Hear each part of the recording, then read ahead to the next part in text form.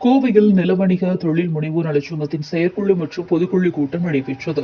இதில் நில வணிகத்தில் ஈடுபட்டு வரும் இடைத்தரகர்களுக்கு தாங்கள் செய்து வரும் தொழிலுக்கான அங்கீகார அடையாள அட்டையை அரசு வழங்க வேண்டும் உள்ளிட்ட பல்வேறு தீர்மானங்கள் நிறைவேற்றப்பட்டன. கோவையில் நிலவணிக தொழில் முனைவோர் நலச்சங்கத்தின் செயற்குழு மற்றும் பொதுக்குழு கூட்டம் புலியகுளம் பகுதியில் உள்ள தனியார் ஹோட்டல் அரங்கத்தில் நடைபெற்றது. சங்கத்தின் நிறுவனர் மற்றும் மாநில தலைவர் மருரா கருணாகரன் தலைமையில் நடைபெற்ற இதில் மாநில செயலாளர் வேலுச்சாமி, மாநில சங்க கௌரவ தலைவர் காளிமுத்து, மாநில ஆலோசனை கமிட்டி தலைவர் பழனியப்பன் பாண்டியன் ஆகியோர் முன்னிலை வகித்தனர். கூட்டத்தில் தமிழகத்தின் பல்வேறு பகுதிகளில் இருந்தும் நில வணிக தொழில் சார்ந்த பலரும் கலந்து கொண்டனர். கூட்டத்தில் பேசிய சங்கத்தின் நிறுவன தலைவர் மருரா கருணாகரன், தமிழகம் முழுவதும் சுற்றுப்பயணம் செய்து நில வணிக இடைத்தரகர்களை ஒருங்கிணைத்து அவர்கள் நிலம் சார்ந்த விஷயங்களில் கவனம் செலுத்த உள்ளதாகவும் தெரிவித்தார். கூட்டத்தில் இதுவரை இந்த தொழிலில் எந்தவித அங்கீகாரம் இல்லாமல் நிலையற்ற முறைகளில் உள்ள இடைத்தரகர்களுக்கு தொழில் சார்ந்த அங்கீகார அடையாள அட்டையை அரசு வழங்க வேண்டும். இதுவரை 1 கோடி ரூபாய் வரையில் 2% இருந்த கமிஷனை இனி வரக்கூடிய காலங்களில் 3% உயர்த்தி வழங்க வேண்டும். 1 கோடி ரூபாய்க்கு மேல் நடைபெறும் வணிகத்தில் 2% வரை முறைப்படுத்தி தர வேண்டும். இந்த தொழிலுக்கு என தனி வாரியத்தை அமைக்க வேண்டும். நில வணிகம் நடைபெறும் போது விட்னஸ் கையெழுத்தில் இடைத்தரகர்களின் சீல் கட்டை, பையெழுத்து போன்றவற்றை கட்டாயமாக்க வேண்டும் உள்ளிட்ட கோரிக்கைகளை வலியுறுத்தி தீர்மானம் நிறைவேற்றப்பட்டது. கூட்டத்தில் சங்கத்தின் மாநில, மாவட்ட நிர்வாகிகள் தென்னரசு, முத்துசாமி, வெங்கடேசு, நித்யானந்தம், வெங்கடசாமி உட்பட மாநில, மாவட்ட நிர்வாகிகள், உறுப்பினர்கள் என்று பலரும் கலந்து கொண்டனர்.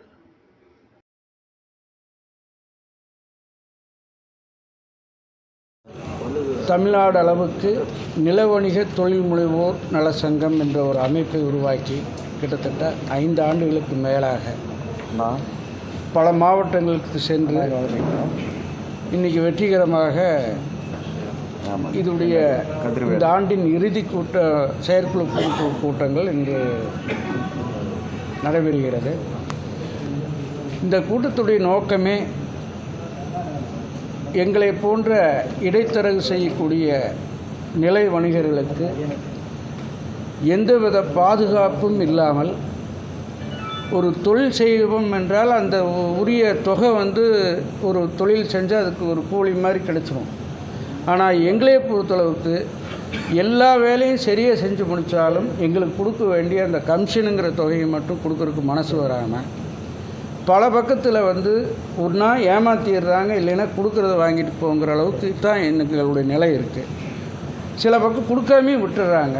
இதுபோல் பல ஆண்டுகளாக எங்கள் ஆட்கள் எல்லாம் இதை சொல்லும்போது தான் நாங்கள் அரசுக்கிட்ட எங்களுக்காக ஒரு வாரியம் வேணும், எங்களுக்கு ஒரு கமிஷன் தொகையை நிர்ணயம் பண்ணி கொடுங்க.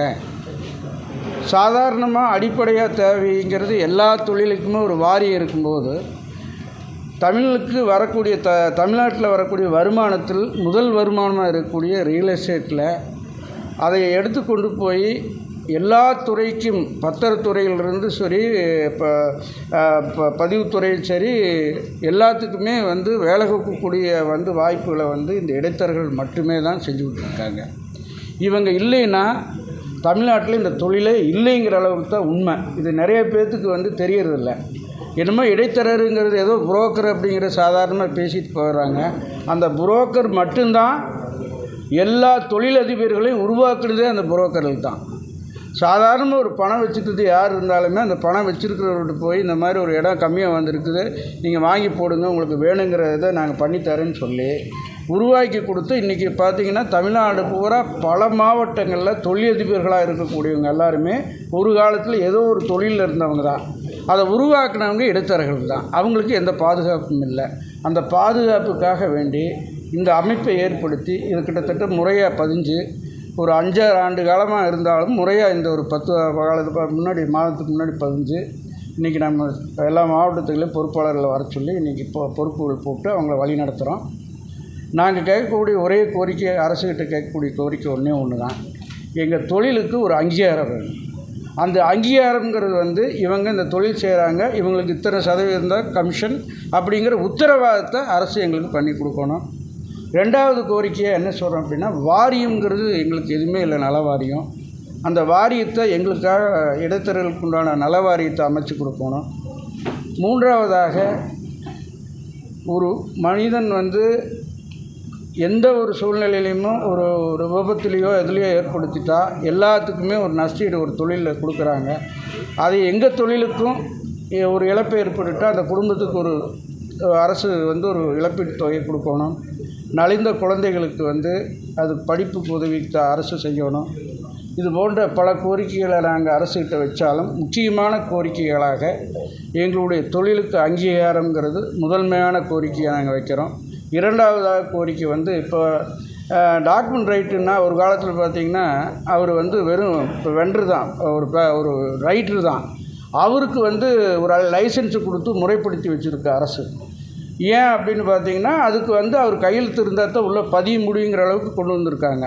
ஆனால் இதை ஏற்படுத்தக்கூடிய புரோக்கருக்கு இவர் போய் அந்த பத்திரத்தை கொண்டு போனால் தான் அவங்க பதியவே முடியும். ஆனால் அந்த புரோக்கர் போடுற விட்னஸுக்கு எந்த விதமான ஒரு உத்தரவாதம் இல்லை, அவங்களுக்கு கமிஷன் இல்லை.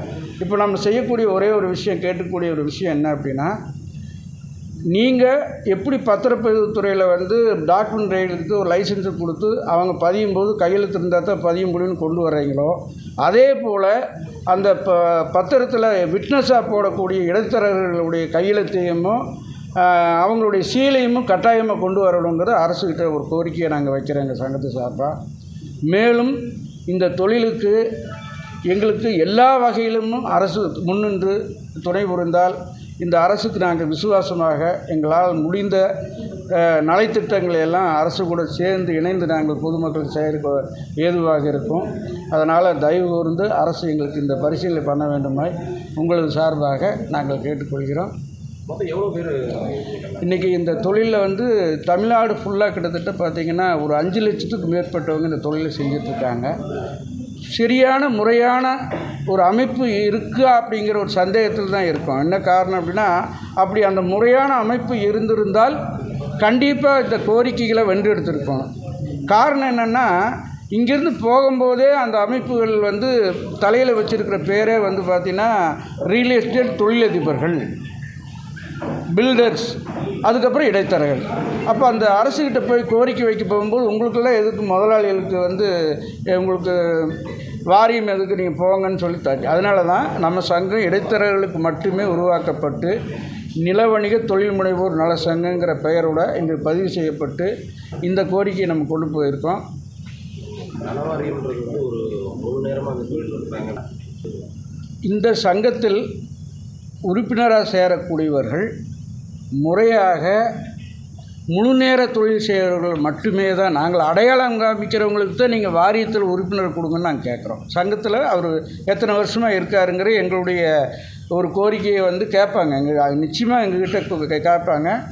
நாங்கள் வந்து இவங்க இத்தனை வருஷமாக இருக்காங்க, இந்த தொழில் செஞ்சுருக்காங்கிற ஒரு உத்தரவாதம் கொடுத்ததுக்கப்புறம் அவங்க வாரியத்தில் உறுப்பினரை சேர்த்துனா போதும். அந்த மாதிரி ஒரு இது.